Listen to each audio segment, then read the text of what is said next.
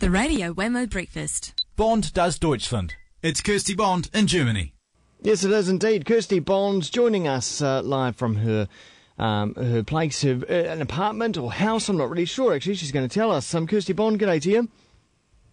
G'day to you. We're in my bedroom, actually. Oh, in your bedroom. Very intimate. Thanks for inviting everyone into your bedroom like this. We'll just crowd around. Just don't mind me. I'll stand next to the dresser here, eh?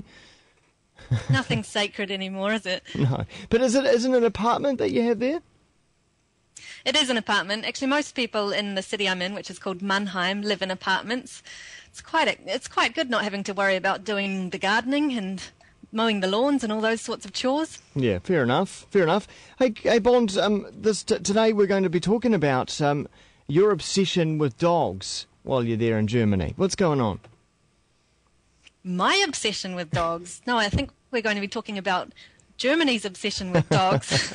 Okay. I don't have anything against dogs, really, but when I came here, I was incredibly surprised to see how welcome dogs were in society in general, and I saw dogs coming into cafes, and I saw dogs coming on the bus and dogs on the train. I saw dogs in restaurants, and I was thinking, hang on, you guys aren't meant to be welcome in these areas, surely. Yeah. But it turns out that dogs pretty much have the same rights as humans here, and so long as they're attached to a lead, they're allowed in all these public places. And you'll even find in cafes that the owners of the cafes will put little bowls of water for the dogs to drink out of inside their premises. And I was talking to a colleague who has a dog and about his experiences of going out to restaurants, and he'd usually just check with the restaurant staff prior to coming. So it's cool that we bring our dog, and the usual response that he gets is, "Oh, great, you've got a dog. Oh, we love dogs." And then when the waitress comes around to serve the table, also asks what the dog wants to drink. So amazing, because I mean, a lot of people, to sort of get a little bit uppity, even if there's children in a cafe, let alone dogs. We're here in New Zealand.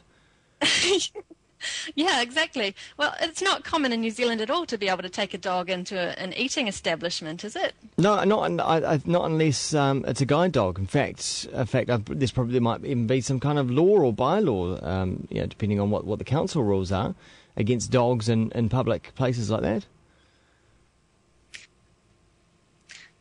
Sorry, you're just breaking up a bit there. Oh, the internet's but in saying this all about. The internet's are coming between us, Kirsty Bond. Yeah.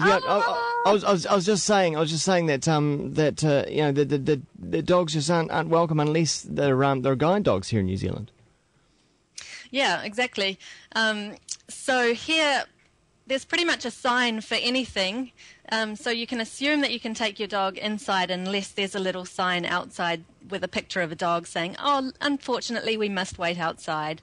But in saying that, the whole system of dog ownership is really quite regulated, and people have to have a license to own a dog, and they also have to pay dog tax, which is unusual. Also, while they do get to enjoy the benefit everywhere, they do have to pay a little bit extra money to own one.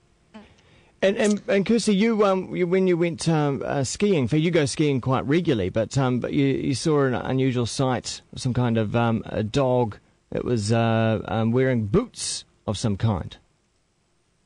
I'm just looking at a video of a dog. Yeah, but when I was with its owner skiing, so it was on a leash, but its owner was taking it down the mountain. It was on the leash, sort of running alongside next to the owner skiing. I also saw a dog just sort of walking around on the snow with gloves on its feet just to protect them from getting cold. Oh, isn't that lovely?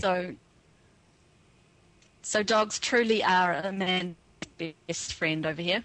Dogs, it's a dog paradise in Germany. Finally, Bond, got a story about a polar bear.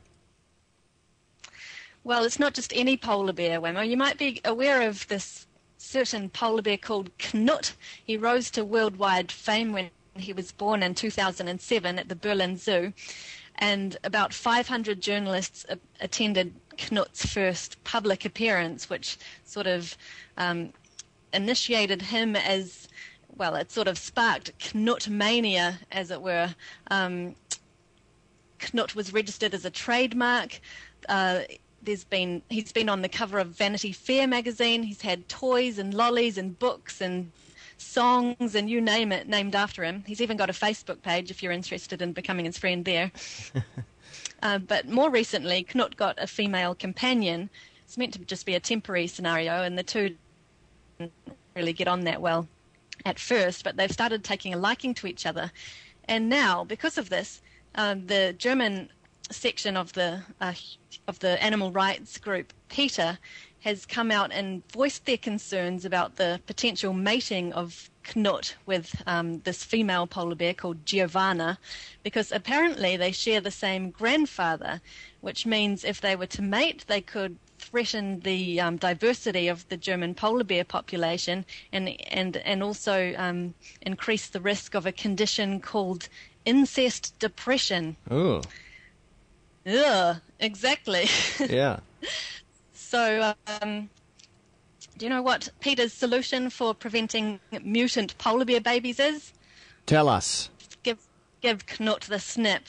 Oh, I don't think Knut to be into that. Not everyone's too happy about this. No, there's been blogs and everything saying, save Knut's nuts. And, you know, this group, PETA, I'm sure they are sort of known for their attention-seeking tactics every now and again. So I'm not too sure how much... whether the Berlin Zoo will be taking their request into account. But I'm sure no one wishes this polar bear depression thing on the offspring. Well, it sounds like a crazy kind of condition, incest depression, but I guess it makes sense. If you found out that you were a product of incest, it could lead to depression, and likewise for polar bears. On that note, Kirsty Bond, thanks very much for joining us. Thank you. A track now from...